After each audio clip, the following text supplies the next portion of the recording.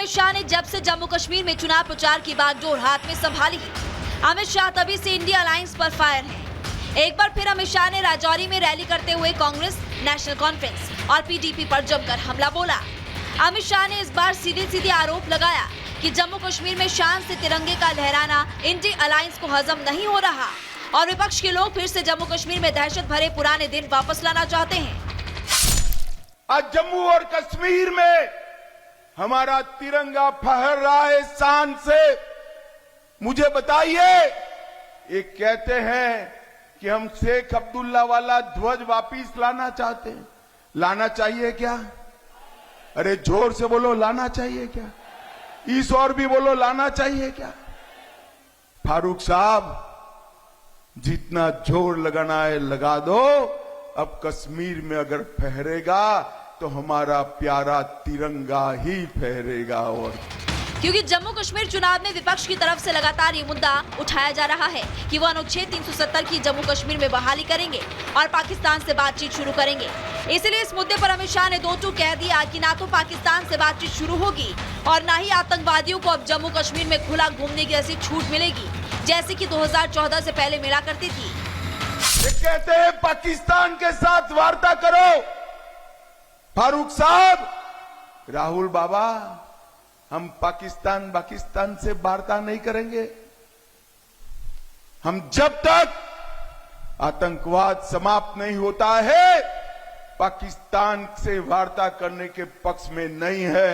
अगर बात करनी है तो मेरे नौसेना के शेरों के साथ बात करेंगे, पाकिस्तान के साथ क्यों करेंगे? गौरतलब है कि 10 साल बाद जम्मू कश्मीर में विधानसभा चुनाव हो रहे हैं। पहले चरण में बम्पर वोटिंग हुई, जिसके बाद बीजेपी के हौसले बुलंद हैं। बीजेपी तो अपनी जीत का लगातार दावा भी कर रही है। Bureau report, Republic Bharat. और जम्मू कश्मीर में विधानसभा चुनाव चल रहे हैं। पहले चरण का मतदान हो चुका है, लेकिन इस बीच आतंकी अपनी साजिशों से बाज नहीं आ रहे हैं। सुरक्षा बलों ने आतंकियों को चारों तरफ से घेर लिया। रिपोर्ट देखिए।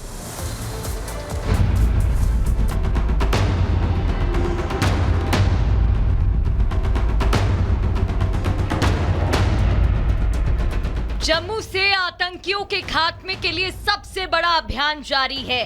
भारतीय सेना के जवान चुन चुनकर दहशतगर्दों का नामो निशान मिटा रहे हैं। पाकिस्तान के इशारे पर घाटी में दहशत फैलाने उतरे आतंकी हथियारों का जखीरा अपने साथ लाए थे, लेकिन हिंदुस्तान के शूरवीरों ने आतंकियों के मंसूबों को नाकाम कर दिया। अंतर्राष्ट्रीय सीमा पर बीएसएफ को एक बड़ी कामयाबी मिली है। पाकिस्तान की तरफ से हथियारों की एक बड़ी खेप जो जम्मू कश्मीर भेजी जा रही थी, उसे बीएसएफ ने जो है वो रिकवर किया है। इस वक्त हम अंतर्राष्ट्रीय सीमा पर मौजूद हैं और ये तस्वीरें जो आप देख रहे हैं, ये बीएसएफ के जाबाज जवानों ने देर रात की इस ऑपरेशन में ये रिकवर की है, जिसमें आप देखेंगे कि ये एक AK सीरीज़ की राइफल है, जिसके साथ 2 मैगजीन और 17 राउंड जो हैं वो AK के रिकवर किए गए हैं। ये सब पाकिस्तान की तरफ से भारतीय सरजमीन पर एक घुसपैठिया लेकर आ रहा था, जिसे देर रात तकरीबन जो है 12-1 बजे के करीब बीएसएफ की तरफ से देखा गया।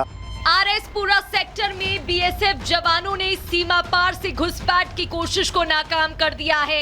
इसके साथ ही हथियारों की बड़ी खेप भी बरामद की गई है। बरामद हथियार में एक असॉल्ट राइफल, 2 मैगजीन, 17 राउंड, 2 पिस्तौल, 4 मैगजीन और 20 राउंड शामिल हैं। बड़ी कामयाबी यहाँ पर बीएसएफ को मिली है, क्योंकि लगातार पाकिस्तान की तरफ से घुसपैठ की कोशिश की जा रही थी। ये कोशिश थी कि चुनाव से ठीक पहले हथियारों की एक बड़ी खेप को यहाँ पर भेजा जाए। आप देखेंगे AK सीरीज़ के हथियार जो यहाँ पर भेजे गए, उसके साथ साथ बेटा पिस्टल पाकिस्तान की तरफ से कोशिश की गई कि ज़्यादा से ज़्यादा यहाँ पर भेजी जाए हथियारों का ज़खीरा। ये भी आप देखेंगे तो पिस्टल्स और उसके साथ साथ मैगजीन्स जो हैं वो लगातार पाकिस्तान की तरफ से भेजी जा रही हैं। किश्तवाड़ के चतरू इलाके में दहशतगर्दों को सेना ने चारों तरफ से घेर लिया। दरअसल चतरू बेल्ट के नैदगाम इलाके में जैश ए मोहम्मद के 3 आतंकवादियों की मौजूदगी की खुफिया सूचना मिलने के बाद सुरक्षा बलों ने तलाशी अभियान शुरू किया। इलाके में 2 से 3 आतंकियों के छिपे होने की आशंका है। जम्मू कश्मीर में 10 सालों बाद हो रहे विधानसभा चुनाव से आतंकिस्तान किस तरह बौखला गया है, ये भी हम आपको बताएंगे। लेकिन इससे पहले हाल के दिनों में जम्मू रेंज में हो रहे आतंकी हमले को जान लीजिए। पिछले कुछ दिनों के अंदर आतंकियों ने एक साथ कई जगहों को टारगेट किया है। गोलियों की आवाज़ सुनाई दी। लगभग आधे घंटे से ज़्यादा पूरा इलाका जो है डरा सहमा हुआ है। उसके बाद फायरिंग रुकी और फिर से जो है रात को 1 बजे से लेकर 4 बजे तक गोलियों की आवाज़ जो है सुनाई दी। चुनाव को देखते हुए पूरे जम्मू कश्मीर में सुरक्षा व्यवस्था सख्त है। चप्पे चप्पे पर भारतीय सेना के जवान तैनात है। पुंछ के मेंढर सेक्टर में सुरक्षा बलों ने पाकिस्तानी घुसपैठियों को गिरफ्तार किया है। पाकिस्तानी घुसपैठिया सीमा पार से भारत में घुसने की कोशिश कर रहा था। इसी दौरान जवानों ने उसे पकड़ लिया। जम्मू कश्मीर से आतंकियों की सफाई के लिए ताबड़तोड़ एक्शन हो रहा है। सीमा पर हिंदुस्तान के शूरवीर आतंकियों को मुंहतोड़ जवाब दे रहे हैं। जमीन, आसमान और जंगल, हर जगह भारतीय सेना के जाबाज जवान तैनात है। मतलब साफ है कि आतंकियों का नामो निशान नहीं बचेगा। आतंकी तो आतंकी, उसके मददगार भी नहीं बचेंगे। Bureau report, Republic Bharat.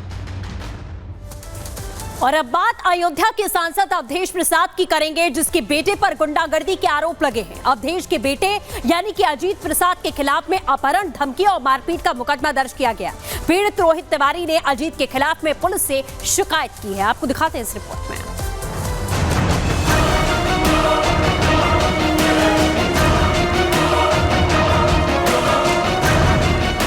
Lok Sabha चुनाव के दौरान अयोध्या से अवधेश प्रसाद को जीत मिली तो अखिलेश यादव गदगद हो गए। अखिलेश ने अवधेश प्रसाद को अपने सिर का ताज बना लिया। लोकतंत्र रक्षक सेनानी ये खड़े हमारे साथ, अवधेश जी, राजा अयोध्या।